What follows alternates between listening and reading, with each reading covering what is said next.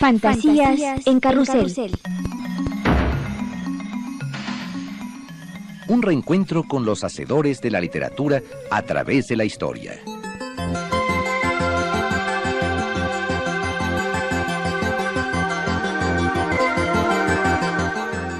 Una aventura literaria con los escritores de nuestros días en la voz de René Avilés Favila.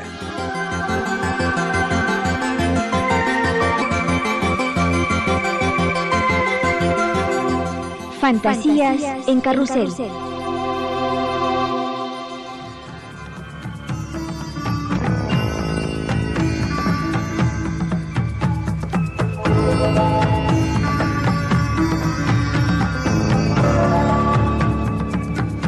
Bienvenidos a Fantasías en Carrusel, un programa pensado para que a través de la literatura confrontemos al mundo. Soy Rosa Marta Jasso, gracias por sintonizar la señal de la XCB. Con nosotros está el titular de esta emisión, René Avilés Favila. ¿Cómo estás, René? Buenas noches. Bien, Rosa Marta, qué gusto estar contigo. ¿Cómo te ha ido? Pues bien, ahora términos de ciencia ficción, pero el problema es que cada vez que pienso en ciencia ficción pienso en cine.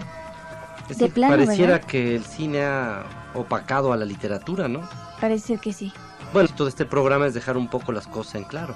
Bueno, entonces, René, amigos radioescuchas, recién acaba de aparecer el libro Ciencia Ficción, las 100 mejores novelas, presentado por David Pringle, lo cual nos sirve como pretexto para entrar y reflexionar sobre las características y exploraciones de un género sin duda fundamental de la literatura y la cinematografía. Este texto nos lleva hacia varias ideas.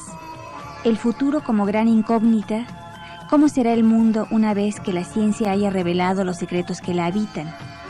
Y para desentrañar terios, una enorme lista de autores ha escrito historias radicales en donde sus personajes, representantes del género humano, son puestos a prueba luchando contra una invasión marciana, internándose en las densidades de un incierto futuro o utilizando la idea de la invisibilidad como una aventura de la soledad y el aislamiento.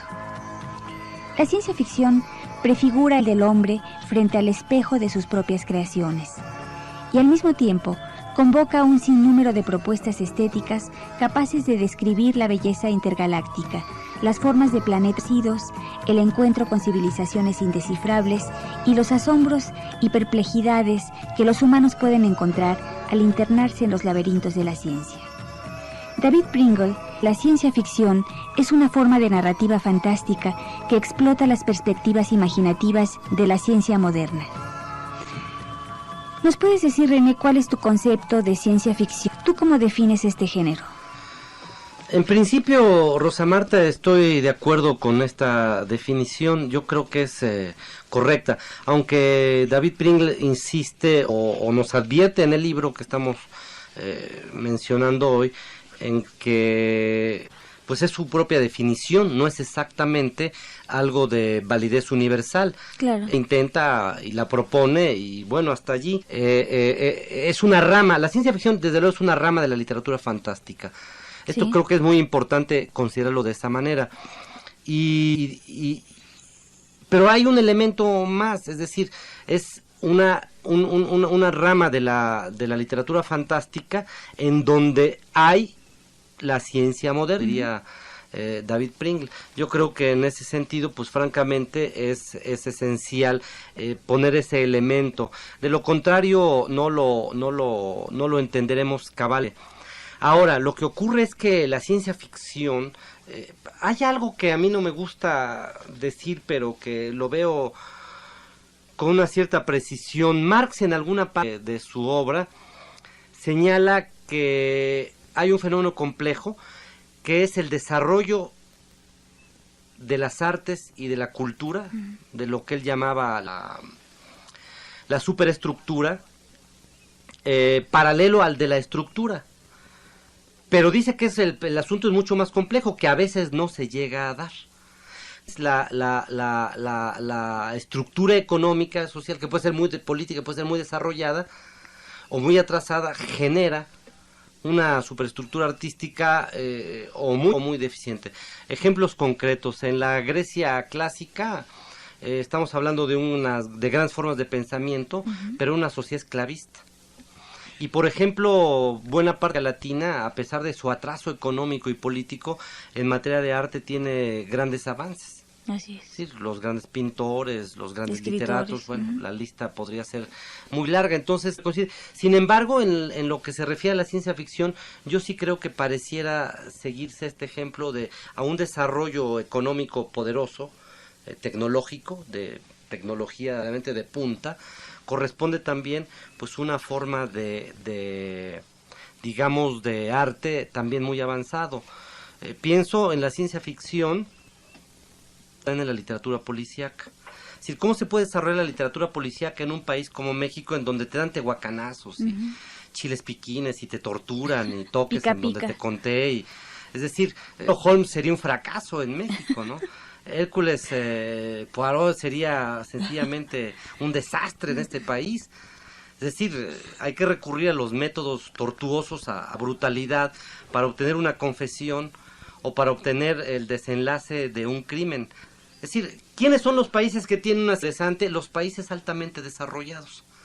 Estados Unidos, Rusia, Francia, Sí, Inglaterra. naturalmente. Sí, mientras que nosotros, bueno, pues sí tenemos algún tipo de literatura de ciencia ficción y aún policíaca, pero a mí me parece patética. ¿Qué te parece, René, si escuchamos un fragmento de 1984, novela de George Orwell, en donde plantea un futuro que sin duda hemos comenzado a vivir, en donde la utopía es fulminada?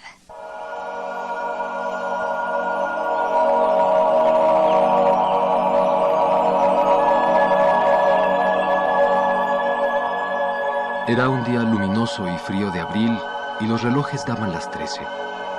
Winston Smith, con la barbilla clavada en el pecho, en su esfuerzo por burlar el molestísimo viento, se deslizó rápidamente por entre las puertas de cristal de las casas de la Victoria, aunque no con la suficiente rapidez para evitar que una ráfaga polvorienta se colara con él. El vestíbulo olía a legumbres cocidas y a esteras viejas. Al fondo, un cartel de colores, demasiado grande para hallarse en un interior, estaba pegado a la pared. Representaba solo un enorme rostro de más de 1 metro de anchura. La cara de un hombre de unos 45 años, con un gran bigote negro y facciones hermosas y endurecidas. En cada descansillo, frente a la puerta del ascensor, el cartelón del enorme rostro miraba desde el muro. Era uno de esos dibujos realizados de tal manera que le siguen a uno a donde quiera que esté. El gran hermano te vigila, decían las palabras al pie.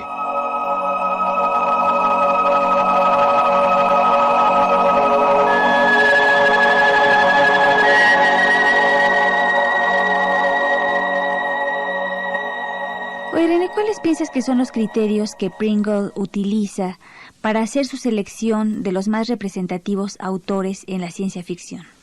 Pues mira, realmente antes de señalarlos, yo creo que algo es muy importante en esta obra. Yo creo que el intento, bueno, tenemos que advertirle a los radioescuchas que se trata de un libro en donde hay un espléndido prólogo, en donde señala, advierte que es para él la ciencia ficción, distingue la ciencia ficción literaria, artística, de la ciencia ficción popular o pop. Estamos pensando en Estados Unidos, de tal manera que si usamos el término popular con desdén, se está refiriendo más bien a esa cultura pop norteamericana, donde está Superman, donde está el E.T., etcétera, etcétera, etcétera. Entonces, bueno, pues yo creo que esto es lo esencial. Y él lo que nos da en este libro es, en efecto, 100 resúmenes. Es un poco, sin menos mala fe, lo que es el famoso 1000 libros de Luis Anueda, este libro monumental que ha publicado Aguilar, en donde hay 1000 resúmenes o 2000, no sé, porque creo que ha crecido, de los libros más interesantes. Entonces es como para holgazanes. Tú te lees ese libro, ya tienes 1000 argumentos, no leíste los libros, pero ya sabes de qué trata, por ejemplo, La fierecilla domada de Shakespeare, o Por quién doblan las campanas de Hemingway, etcétera. Y esto es un poco la idea, claro, pero con más valor, porque lo que él trata de señalar o señala son por qué estas 100 novelas de ciencia ficción son importantes, son valiosas, Entonces, al señalarte el argumento, la historia, digamos que es una especie de comentario crítico. ¿Por qué él valoró eso? Ahora, él señala con toda claridad en el prólogo que el propósito no es alcanzar un juicio final irreprochable, sino incitar a la lectura de buena literatura de ciencia ficción. Y añade, quizás la lista también ayude a corregir algunas de las falsas generalizaciones según las cuales la ciencia ficción consiste casi por entero en narraciones acerca de viajes por el espacio. Esto es muy interesante, porque cierto, él pone, y de hecho abre con este libro, su volumen, pone a Orwell con 1984. Es decir, ahí no hay ninguna aventura espacial, no llegan monstruos marcianos, ni seres de otras galaxias, etcétera, etcétera, sino que hay una premonición de un escritor que supuso, imaginó, calculó que el comunismo, el estalinismo para ser más exacto, llegaría a tal monstruosidad, a tal aberración, que en el futuro, un futuro a corto plazo, que fue 1984, ya lo rebasamos hace 10 años, el estalinismo se iba a convertir en una especie de fascismo al revés, ¿no? Lleno de trucos, de trampas, de crueldad, de brutalidad. Y bueno, con él abre esta selección. Yo te diría, si yo hubiese sido Pringle, hubiera puesto de Orwell también el famoso libro, y aquí lo hemos comentado varias veces, de Animal Farm. ¿Cómo se llama? Es Animales en la granja.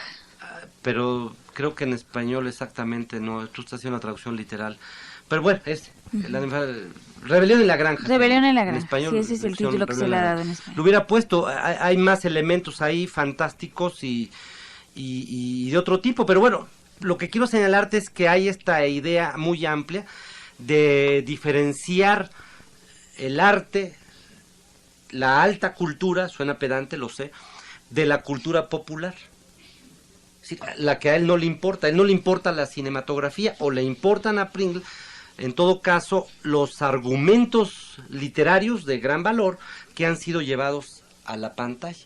Sin embargo, bueno, de todos modos es interesante esta propuesta de este hombre, que el libro no es tan, en México es nuevo, pero es de 85, es prácticamente de factura ya viejo. Sí, lo que pasa es que ha sido traducido recientemente, y me temo que es una traducción en España porque es horrorosa.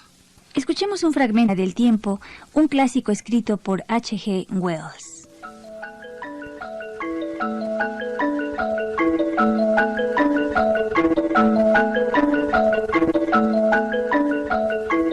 El último jueves les hablé de la máquina del tiempo y la mostré tal como estaba, incompleta en el taller.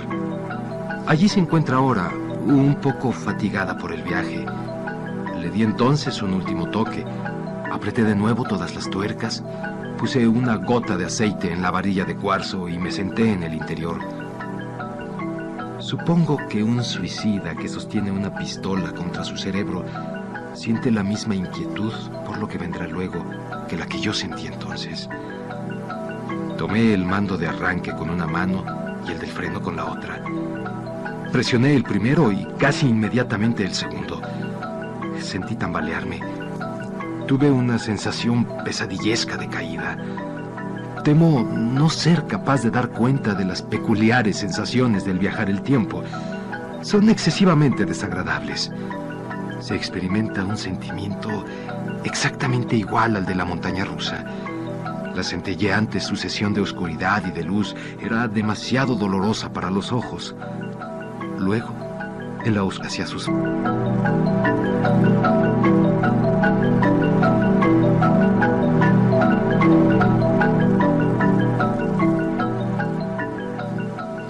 Les recordamos que estamos aquí en Fantasías en Carrusel con René Avilés Favila, hablando de libros de ciencia ficción. Una de tus tesis, René, es que la gente, de manera frívola, solo ve en la ciencia ficción como la mera anticipación de las cosas que pueden ocurrir en el futuro, pero se olvidan del plano puramente literario, estético. ¿Por qué no nos explicas esta idea? Mira, yo creo que esto es más complejo, es decir, no sé si solamente los lectores frívolos o superficiales, los que tienen que esperar 3 horas en el aeropuerto o 1 hora a la amante porque llega tarde, qué sé yo, ¿no? Toman un libro de ciencia ficción o de Chencha Pichón, que son bastante similares, y pierde el tiempo. Hay muchos críticos que exageran y que miran a la ciencia ficción y a la misma literatura policíaca que mencioné hace un momento como algo muy, muy ligero dentro de un plano de superficialidad extraordinaria que no tiene los méritos de la gran literatura. Yo creo que es al revés, que sí bueno, no es al revés, que está equivocada esta tesis y que la ciencia ficción también tiene grandes novelas artísticas bellísimas y malas novelas. La policíaca también, es decir, entre Conan Doyle y Paco Ignacio Taibo II, pues hay todo el una gran del diferencia. mundo, ¿no? Aquel era un genio, un talento extraordinario, y el otro es un supermediano hecho gracias a una gran publicidad y una gran promoción que él mismo maneja, pero bueno. Entonces, yo creo que en este caso hay un plano estético que hay críticos como Todorov. Todorov no es que mencione precisamente la ciencia ficción. Todorov dice que en la literatura de fantasía, en la literatura fantástica, está usando una amplia definición cercana a la misma que tiene Borges, en que es toda aquella literatura donde hay un elemento irreal, ¿no? Eso ya es literatura fantástica. Dice Todorov que no se puede leer una literatura, digamos, policíaca, por ejemplo, o una literatura fantástica, que hay muchas diferencias entre lo policíaco y la ciencia ficción, porque por lo general lo policíaco es realista, no es fantástico. Pero una vez que se sabe la tesis, una vez que sabes que el asesino es el mayordomo, pues indudablemente que pareciera que ya no lo vas a volver a leer. Sin embargo, la relectura se da en Verne, en Conan Doyle, en cualquiera que tú quieras mencionar de estos grandes artistas, Wells, en fin, porque creo que hay una gran belleza, hay una gran literatura en donde aunque tú sepas qué va a ocurrir, puedes volverlo a leer. Tienes el goce estético. Exacto.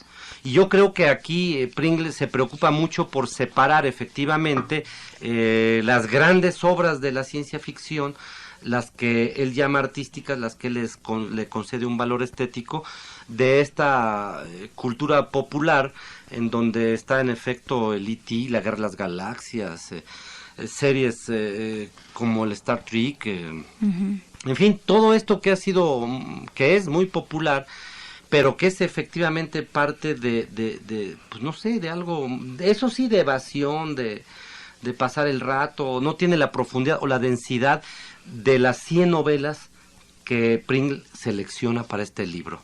Escuchemos a continuación un fragmento de Yo, Robot, del legendario escritor Isaac Asimov, en donde plantea una suerte de ética de la robótica.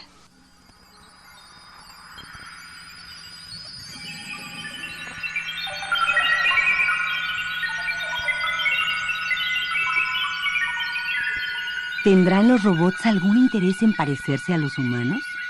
Uno podría intentar contestar a esta pregunta con una pregunta en sentido opuesto. ¿Podrá un Chevrolet tener interés en parecerse a un Cadillac? Una pregunta así expuesta creo que nos llevaría a la conclusión de que una máquina no tendría tal interés. Pero igualmente ocurre que un robot no es totalmente una máquina. Un robot es una máquina que ha sido hecha lo más parecida posible a un ser humano, y muchas veces existen puntos en común que hacen difusa la diferencia. Si aceptamos que un robot pudiera alguna vez aspirar a sentirse humano, ¿cuáles serían las características de esa aspiración?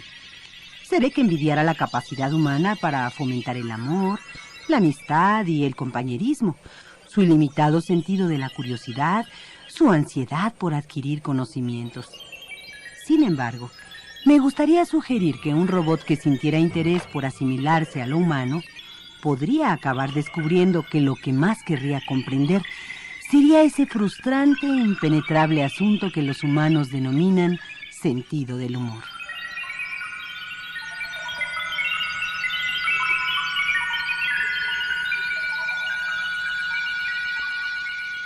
Nos encontramos aquí en Fantasías en Carrusel con René Avilés Favila hablando de libros de ciencia ficción. ¿Cómo ha sido tratada la ciencia ficción por el cine, René?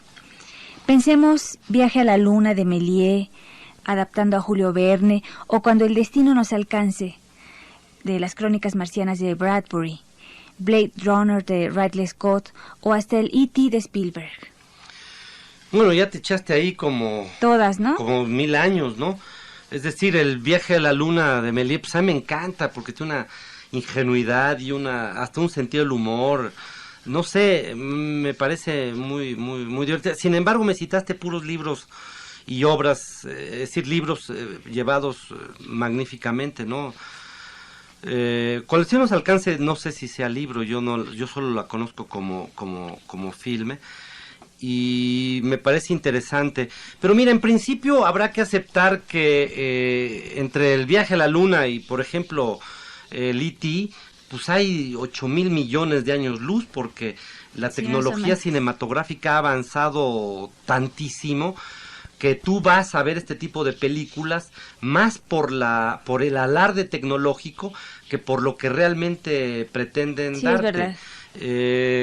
Pienso que Cuando el cielo nos alcance es una buena película, algunos intentos tal vez de películas de novelas de Bradbury, y bueno, el E.T. pues, es una película entre conmovedora, simpática, cursi, teniendo siempre como grandes personajes, pequeños monstruos que ustedes les llaman niños.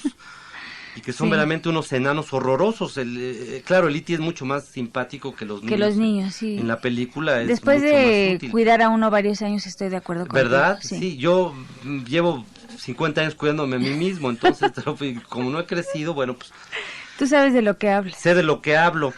Pero mira, acabo de ver, por ejemplo, esta cosa que se llama, de Kelvin Conner, se llama Mundo Acuático, ¿no? Sí, cierto. Qué horror, ¿no? Es decir, bueno, no la he visto. Es una lamentable, yo lo vería casi hasta como una parodia de Mad Max, nada más que todo es con agua y hay un momento en que empieza a entrar en una crisis espantosa, tanta agua. Está llena de trucos, de efectos, yo diría que ya muy baratos, muy vistos, muy gastados. Entonces ya la cinematografía muestra de pronto un enorme cansancio, un prematuro cansancio, que la buena literatura de ciencia ficción realmente no tiene. Tú mencionaste en Asimov. Asimov se había convertido en una especie de industria. Por ejemplo, en El Búho, antes de su muerte, por lo menos unos 6, 7, 8 años, estuvimos publicando artículos y cuentos, textos en general de Asimov, pero venían no firmados por Asimov, es decir, Asimov and Company, es decir, se había convertido como una corporación, empresa de hacer textos de ciencia ficción, textos de historia, porque ya es que él era historiador y científico, era un hombre muy variado, muy diverso, muy rico. Entonces, bueno, pues él mismo de pronto estaba ya como, no sé si usar el término, decayendo o repitiéndose.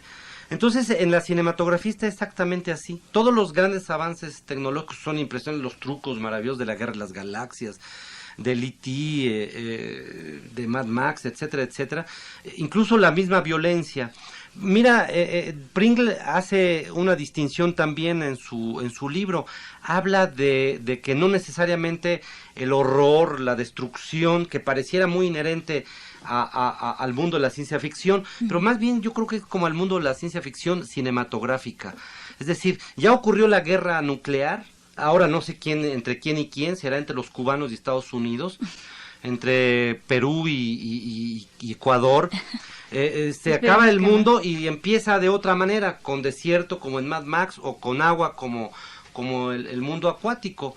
Pero hay esta tendencia muy marcada al catastrofismo. Entonces va a esos extremos o muy asexuado o muy lleno de sexo, etcétera.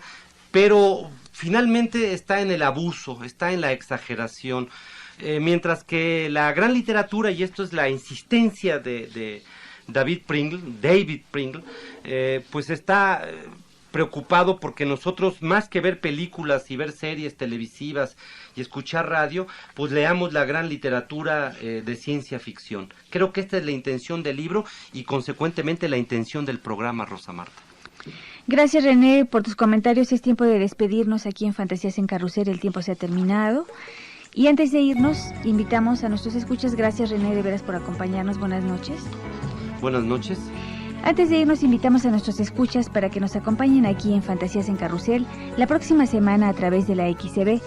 Si tienen comentarios, ideas, propuestas, críticas o sugerencias que hacerle a este programa, pueden enviar sus cartas a Instituto Mexicano de la Radio, Mayorazgo número 83, Colonia Joco, código postal 03330. Gracias, buenas noches. Se despide de ustedes su amiga Rosa Marta Jasso.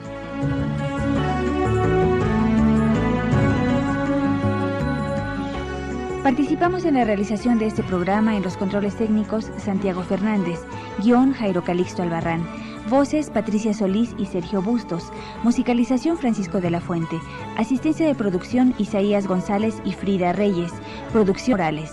En la conducción les acompañó su amiga Rosa Marta Jasso. Gracias y buenas noches.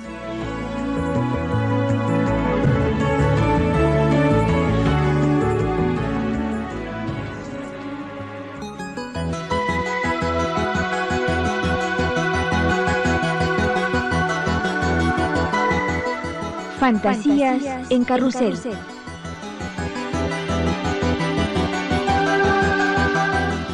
Un programa del grupo IMER, Instituto Mexicano de la Radio.